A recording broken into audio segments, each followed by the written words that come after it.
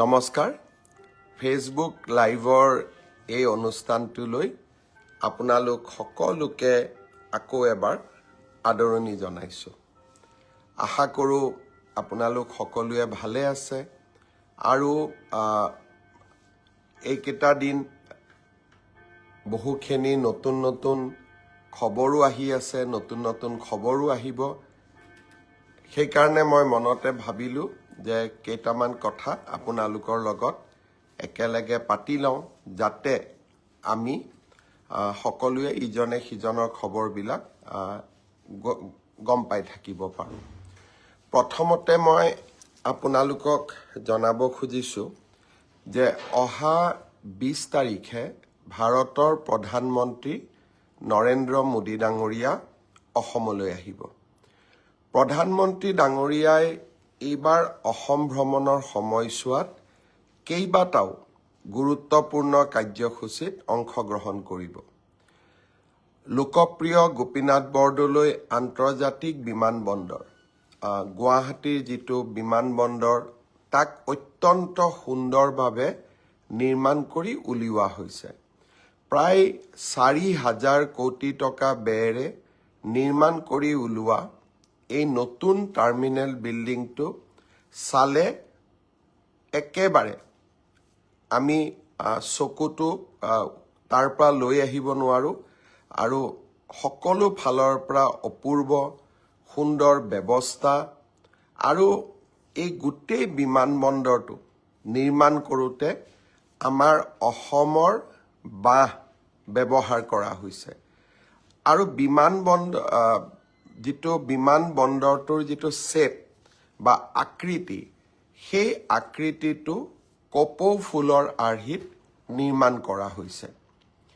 এই বিমানবন্দৰটো প্ৰধানমন্ত্ৰী নৰেন্দ্ৰ মোদী ডাঙৰীয়াই ৰাইজৰ বাবে উৎসৰ্গা কৰিব। আমি সকলোৱে জানো যে এই বিমানবন্দৰটি ভাৰত ৰত্ন গোপীনাথ বৰদলৈ নামত উৎসৰ্গিত। 80 ফুটৰ এটা বিশাল উচ্চতাৰ লোকপ্ৰিয় গোপীনাথ বৰদলৈৰ প্ৰতিমা এটা নিৰ্মাণ কৰি উলিওৱা হৈছে। প্ৰধানমন্ত্ৰী ডাঙৰীয়াই লোকপ্ৰিয় বৰদলৈ ডাঙৰীয়াৰ এই প্ৰতিমূৰ্তিটো মুকলি কৰিব। প্ৰধানমন্ত্ৰী ডাঙৰীয়াই বিমানবন্দৰটো উদ্বোধন কৰাৰ আগতেই 19 তাৰিখে মই ফেচবুকৰ জৰিয়তে আপোনালোকক নতুন বিমানবন্দৰটো দেখুৱাবলৈ যত্ন কৰিম। ইমান ধুনীয়া বিমানবন্দৰ, সঁচাকৈ আপোনালোকে নিজে গৌৰৱ অনুভৱ কৰিব। আমি এতিয়া আৰু এটা সিদ্ধান্ত লৈছোঁ। বিমানবন্দৰৰ সন্মুখৰ ৰাস্তাটো আমি খুব ধুনীয়াকৈ নিৰ্মাণ কৰিছোঁ। এতিয়া এই ৰাস্তাটোৰ ওপৰত আৰু এটা আমি ওপৰত ৰাস্তা বনাম, যাক এলিভেটেড কৰিডৰ বুলি কয়, যি আমি জালুকবাৰী পৰ্যন্ত যাব পাৰিম। নেশ্যনেল হাইৱে অথৰিটিয়ে খুব সোনকালে ইয়াৰো নিবিদা আহ্বান কৰিব। এক প্ৰকাৰ আজি যদি আপোনালোক বিমানবন্দৰৰ সন্মুখৰ ৰাস্তাটো দি খোজ কাঢ়ে, হায়দৰাবাদ, বেংগলোৰ আদি এয়াৰপৰ্টত গ'লে যি নান্দনিক দৃশ্য দেখিবলৈ পোৱা যায়, তেনেকুৱা দৃশ্যই দেখিবলৈ পোৱা যাব। 19 তাৰিখে মই আপোনালোকক বিমানবন্দৰটো দেখুৱাবলৈ যত্ন কৰিম। তাৰ পিছত প্ৰধানমন্ত্ৰী ডাঙৰীয়া ভাৰতীয় জনতা পাৰ্টীৰ ৰাজ্যিক কাৰ্যালয়ত যাব। কিছু সময় আমাৰ কাৰ্যকৰ্তাসকলৰ লগত তেখেতে কটাব। পিছদিনাখন ৰাতিপুৱাই 21 তাৰিখে 8টা বজাত আপোনালোকে জানেই যে গুৱাহাটীত আমি নদী পৰিবহণ ব্যৱস্থাৰ বাবে এটা অত্যন্ত ধুনীয়া টাৰ্মিনেল নিৰ্মাণ কৰি উলিয়াইছিলোঁ। নিৰ্মলা সীতাৰমণ ডাঙৰীয়ানীয়ে তাক উদ্বোধন কৰিছিলে। প্ৰধানমন্ত্ৰী ডাঙৰীয়াই সেই টাৰ্মিনেলতে চৰাইদেউ জাহাজত উঠিব আৰু অসমৰ 25-30 গৰাকী ক্লাছ 9, 10, 11ৰ ষ্টুডেণ্টৰ লগত পৰীক্ষা পে চৰ্চা, অৰ্থাৎ পৰীক্ষা সম্বন্ধীয় বিষয়বস্তুৰ লগত ছাত্ৰ ছাত্ৰীসকলৰ লগত চৰ্চা কৰিব, আলোচনা কৰিব। আৰু ব্ৰহ্মপুত্ৰ নদীৰ ওপৰত জাহাজখন চলি থাকিব। ব্ৰহ্মপুত্ৰ আৰু ইয়াৰ লগত জড়িত পৰ্যটনৰ অপাৰ সম্ভাৱনা প্ৰধানমন্ত্ৰী ডাঙৰীয়াৰ এই যি তেখেতে সিদ্ধান্ত লৈছে যে নদীৰ ওপৰত পৰীক্ষা পে চৰ্চা কৰিম, মই ভাবোঁ ই বিশ্ববাসীৰ দৃষ্টি আকৰ্ষণ কৰিব। যোৱাবাৰ কাজিৰঙাত প্ৰধানমন্ত্ৰী ডাঙৰীয়াই এটা নিশা কটোৱাৰ পিছত আমি হাইয়েষ্ট টুৰিষ্ট ইনফ্ল' আটাইতকৈ বেছি পৰ্যটক পাবলৈ সক্ষম হৈছিলোঁ। এইবাৰ ব্ৰহ্মপুত্ৰ নদীৰ ওপৰত তেখেতৰ ভ্ৰমণ আৰু তাৰ ওপৰত পৰীক্ষা পে চৰ্চা, মই ভাবোঁ ব্ৰহ্মপুত্ৰকো এটা আকৰ্ষণৰ কেন্দ্ৰবিন্দু যি হয়েই আৰু অধিক উচ্চতালৈ লৈ যাব। 21 তাৰিখে প্ৰধানমন্ত্ৰী ডাঙৰীয়াই আমি গুৱাহাটীৰ বৰাগাঁৱত নিৰ্মাণ কৰি ওলোৱা অসম আন্দোলনৰ শ্বহীদসকলৰ সন্মানাৰ্থে নিৰ্মাণ কৰি ওলোৱা শ্বহীদ স্মাৰকলৈ যাব আৰু শ্বহীদ স্মাৰকত তেখেতে অসমৰ জাতীয় অস্তিত্ব ৰক্ষাৰ আন্দোলনত নিহত হোৱা 860 গৰাকী শ্বহীদলৈ শ্ৰদ্ধা নিবেদন কৰিব। এয়া প্ৰথম হ'ব, প্ৰথমবাৰৰ বাবে ভাৰতৰ প্ৰধানমন্ত্ৰীয়ে আমাৰ জাতীয় শ্বহীদসকললৈ শ্ৰদ্ধা নিবেদন কৰিব। 21 তাৰিখে আমি গুৱাহাটীৰ পৰা ডিব্ৰুগড়লৈকে যাম। আমাৰ চৰকাৰে ডিব্ৰুগড়ক দ্বিতীয় ৰাজধানী হিচাপে নিৰ্মাণ কৰিছে আৰু ডিব্ৰুগড় জিলাক কেন্দ্ৰ কৰি এটা অৰ্থনীতিক নতুন ৰূপ দিবলৈ প্ৰয়াস আৰু প্ৰচেষ্টা কৰিছে। এই প্ৰচেষ্টাৰ অন্তৰ্গত এটা ডাঙৰ আমাৰ ইনিচিয়েটিভ হ'ল নামৰূপৰ সাৰ কাৰখানা। নামৰূপত সাৰ কাৰখানা এটা আছিলে যাক আমি ব্ৰহ্মপুত্ৰ ভেলী ফাৰ্টিলাইজাৰ কৰ্পৰেশ্যন বুলি কওঁ। তাত 3 লাখ মেট্ৰিক টন ইউৰিয়া উৎপন্ন কৰা হৈছিলে। এতিয়া আমি অসম চৰকাৰ আৰু ভাৰত চৰকাৰৰ প্ৰচেষ্টাত ভাৰত চৰকাৰৰ 60%, অসম চৰকাৰৰ 40%, আমি 12 লাখ মেট্ৰিক টন ইউৰিয়া উৎপন্ন কৰিম। 12 লাখ মেট্ৰিক টন ইউৰিয়া উৎপন্ন কৰাৰ লগে লগে সাৰৰ ক্ষেত্ৰত, ফাৰ্টিলাইজাৰৰ ক্ষেত্ৰত আমি অকল আত্মনিৰ্ভৰশীলেই নহয়, মেইনলেণ্ড ইণ্ডিয়ালৈকে আমি সাৰ ৰপ্তানি কৰিব পাৰিম, পঠিয়াব পাৰিম। মায়ানমাৰ, বাংলাদেশ আদি ভূটানতো আমি ফাৰ্টিলাইজাৰ প্ৰয়োজন হ'লে পঠিয়াব পাৰিম। প্ৰায় 10,000 কোটি টকাৰ ই এক নতুন উদ্যোগ হ'ব। জাগিৰোডৰ semiconductor, Numaligarh refinery, ethanol factory, বেম্বুৰ পৰা ইথানেল, এয়া উদ্যোগীকৰণৰ ক্ষেত্ৰত আৰু এটা আমাৰ ডাঙৰ পদক্ষেপ হ'ব। নামৰূপ আৰু গুৱাহাটীৰ 2খন ৰাজহুৱা সভালৈ, নামৰূপৰ সভা 21 তাৰিখে 12 বজাত, গুৱাহাটীৰ সভা 20 তাৰিখে দিনৰ 2 বজাত। মই ভাৰতীয় জনতা পাৰ্টীৰ কাৰ্যকৰ্তা, গণ পৰিষদৰ কাৰ্যকৰ্তা আৰু সমগ্ৰ অসমবাসী ৰাইজক নিমন্ত্ৰণ জনাইছোঁ। আপোনালোকে প্ৰধানমন্ত্ৰী ডাঙৰীয়াৰ কাৰ্যসূচীত অংশগ্ৰহণ কৰিবলৈ আহিব। অসমৰ বাবে 2টা গৌৰৱ গাথা, নতুন বিমানবন্দৰ আৰু নতুন সাৰ কাৰখানা। ইয়াৰ পিছত মই কেইটামান আপোনালোকে সুধি থকা প্ৰশ্নৰ উত্তৰ দিব খুজিছোঁ। বহুতে এইকেইটা দিন মোক সুধি আছে যে মামা CM AAA কেতিয়া আমি পাম।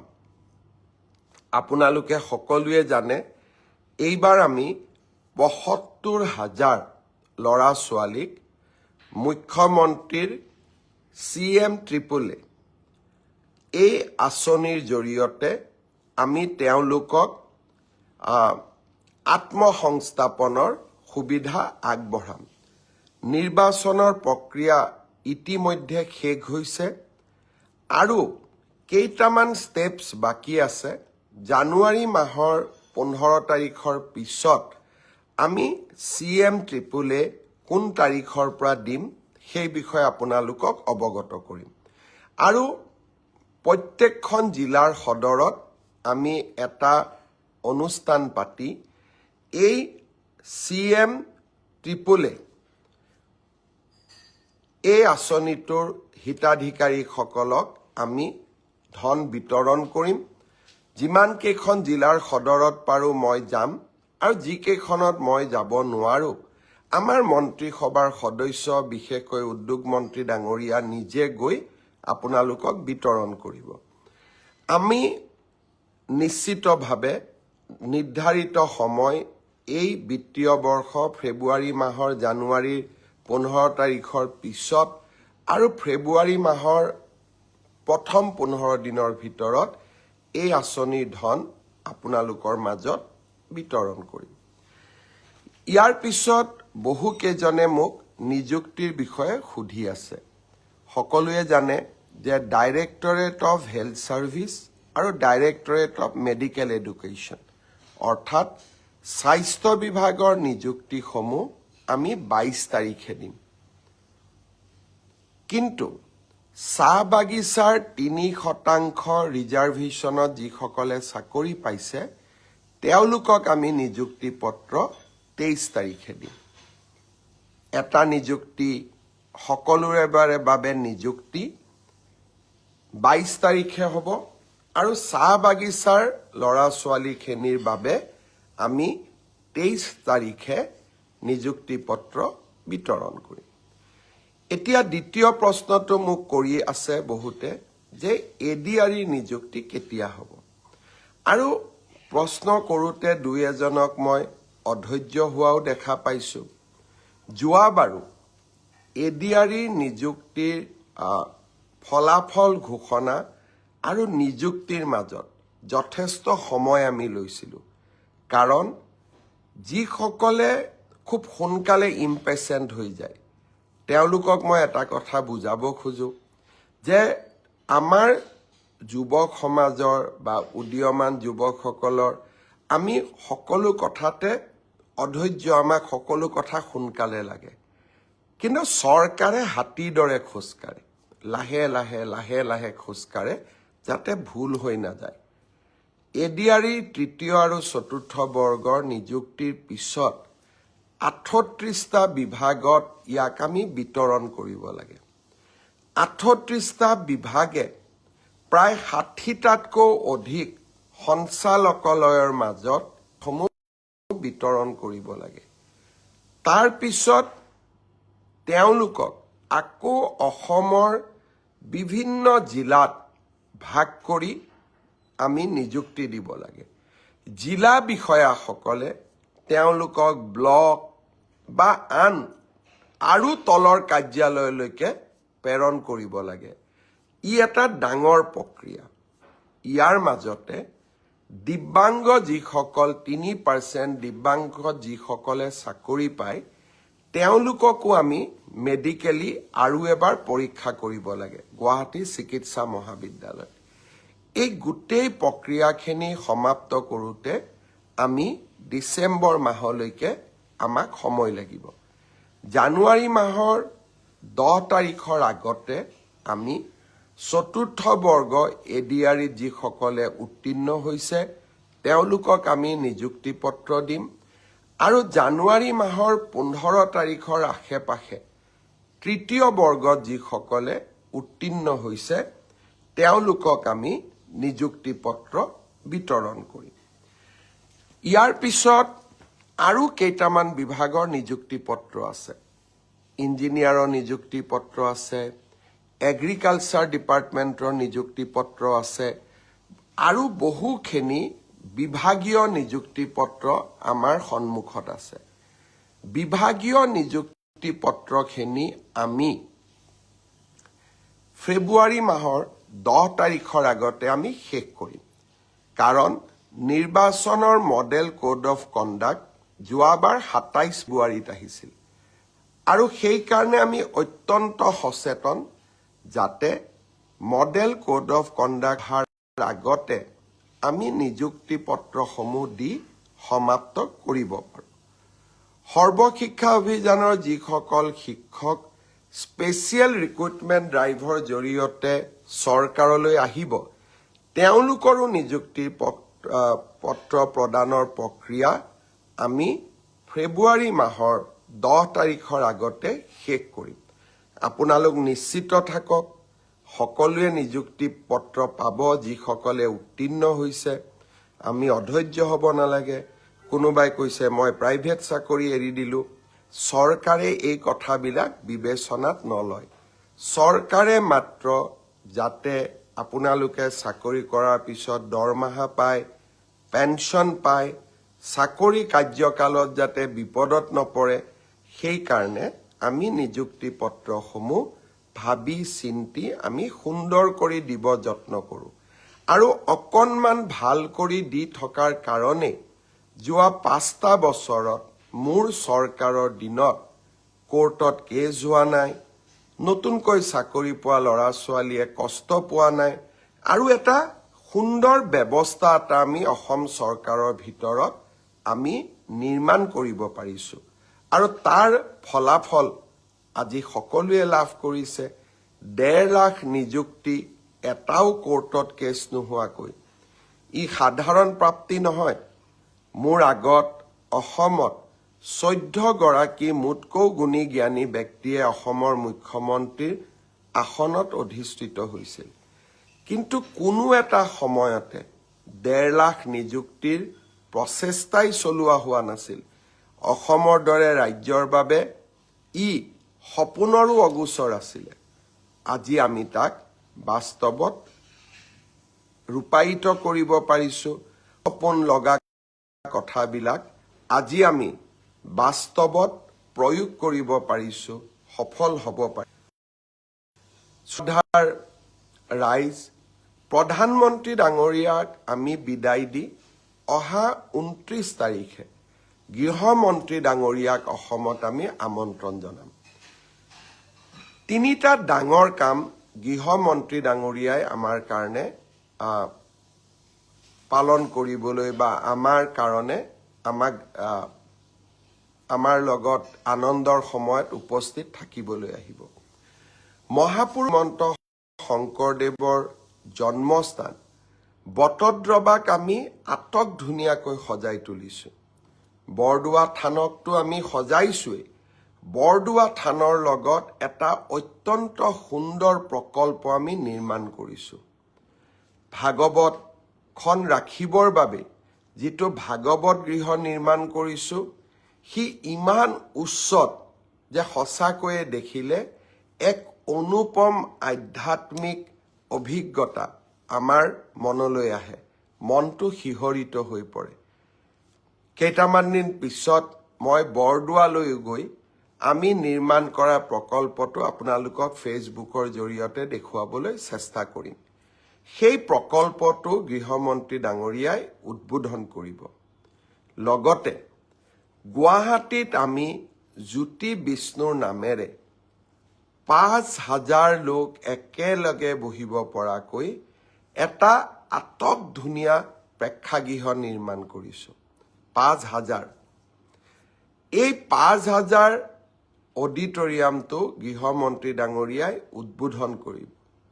আৰু গুৱাহাটীত আমি সংযোগ কৰা CCTVৰ গোটেই আঁচনিখনো গৃহমন্ত্ৰী ডাঙৰীয়াই উদ্বোধন কৰিব। অহা মাহত গৃহমন্ত্ৰী ডাঙৰীয়া ডিব্ৰুগড়লৈ যাব। ডিব্ৰুগড়ত অসম বিধানসভাৰ নতুন চৌহদটোৰো তেখেতে আধাৰশিলা স্থাপন কৰিব। অৰ্থাৎ অসমখনক এটা নতুন পৰ্যায়লৈ লৈ যাবৰ বাবে, এটা নতুন দিগন্তলৈ লৈ যোৱাৰ বাবে আমাৰ যি প্ৰয়াস আৰু প্ৰচেষ্টা আছিলে, তাক আমি বাস্তৱত ৰূপায়িত হোৱা দেখিছোঁ। শ্বহীদ স্মাৰক, গুৱাহাটীৰ ৰিভাৰ ফ্ৰণ্ট, ডিব্ৰুগড়ৰ খনিকৰ ষ্টেডিয়াম, যোৰহাটৰ শ্বহীদ স্মৃতি উদ্যান, এইবিলাকে এই আঁচনিবিলাকে আমাৰ ৰাজ্যখনলৈ নৱজাগৰণ আনিছে। শিলচৰ টাউনতো অহা মাহৰ পৰা আমি ফ্লাইঅভাৰ নিৰ্মাণৰ কামো আৰম্ভ কৰিম। ঠিক সেইধৰণে লখিমপুৰত আমি উৰণীয়া সেতু নিৰ্মাণ কৰিছিলোঁ, এতিয়া আমি উদ্বোধন কৰিব পৰা হ'লোঁ।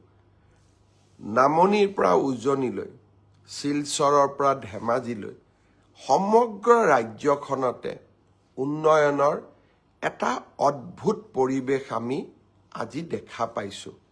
এই পৰিৱেশটো আমি ধৰি ৰাখিব লাগিব। পুনৰ এবাৰ গুৱাহাটী বিমানবন্দৰৰ ওপৰত দুটা কথা কৈ মই সামৰণি মাৰিম।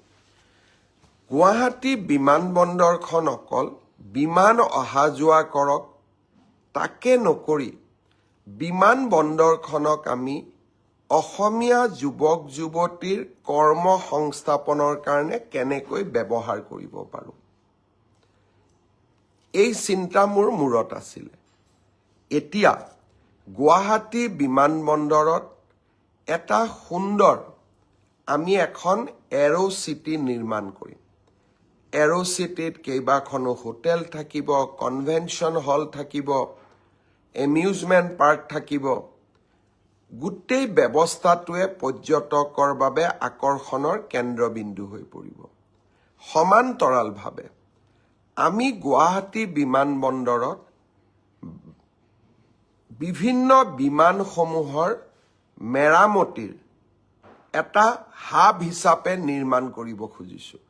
আপোনালোকে এবাৰ চিন্তা কৰক, ভাৰতত ইমান প্লেন অহা যোৱা কৰি থাকে, প্লেনবিলাক ছাৰ্ভিচিং ক'ত হয়, প্লেনবিলাকত চেকআপ ক'ত হয়, প্লেনত কিবা বেয়া হ'লে তাক মেৰামতি কেনেকৈ কৰা যায়, ইয়াক কয় MRO, maintenance and repairing operation. এই MRO এটা আমি গুৱাহাটীত নিৰ্মাণ কৰিব খুজিছোঁ গুৱাহাটী বিমানবন্দৰৰ লগতে। এই MRO অসমত অহাৰ লগে লগে বিমান সম্পৰ্কীয় কাম কাজবোৰ, ফ্লাইট ৰিপেয়াৰিং কৰা, ফ্লাইট খোলা, ফ্লাইটৰ ইঞ্জিন, গোটেইবিলাক বহুবিলাক ইঞ্জিনিয়াৰক আমি নিযুক্তি দিব পাৰিম। লগতে পাইলট ট্ৰেইনিঙৰ বাবে সিমুলেশ্যন, অৰ্থাৎ বিমানত যোৱাৰ আগতে পাইলটসকলৰ বাবে এভিয়েশ্যন স্কুল লাগে, য'ত নেকি সিমুলেটৰ থাকে, ল'ৰা ছোৱালীয়ে ফ্লাইট চলাবৰ কাৰণে শিকে। গুৱাহাটী বিমানবন্দৰত আমি এটা এভিয়েশ্যন স্কুল আৰু সিমুলেটৰো নিৰ্মাণ কৰিব খুজিছোঁ। আপোনালোকে চিন্তা কৰক, এই গোটেই ব্যৱস্থাবিলাকে অসমত নিবনুৱা যুৱক যুৱতীক এটা কৰ্ম সংস্থাপনৰ ডাঙৰ সুবিধা দিব। অলপ আগতে মই উজনি অসমৰ কথা কৈছিলোঁ। নামৰূপলৈ আমি যাম, সাৰ কাৰখানাই শেষ নহয়। নামৰূপত এতিয়া নুমলীগড় ৰিফাইনেৰীয়ে আৰু এটা নতুন কাৰখানা স্থাপন কৰিব, য'ত নেকি আছাম পেট্ৰকেমিকেলছ লিমিটেডে নিৰ্মাণ কৰা বিভিন্ন পদাৰ্থক তেওঁলোকে ভেলু এডিশ্যন কৰিব। সকলো ফালে আজি অসমত এটা উন্নয়নৰ পৰিৱেশ। মই আপোনালোকক পুনৰবাৰ এই নতুন অসমখনক আৰু অধিক শক্তিশালীভাৱে বৰঙণি যোগাবলৈ আহ্বান জনাম। আজি ইমানতে সামৰণি মাৰোঁ। পুনৰ এবাৰ 20 তাৰিখে প্ৰধানমন্ত্ৰী ডাঙৰীয়াৰ কাৰ্যসূচীত আপোনালোকক লগ পাম আৰু 19 তাৰিখে গুৱাহাটী বিমানবন্দৰ মই মোৰ ফেচবুকৰ জৰিয়তে আপোনালোকক দেখুৱাবলৈ যত্ন কৰিম।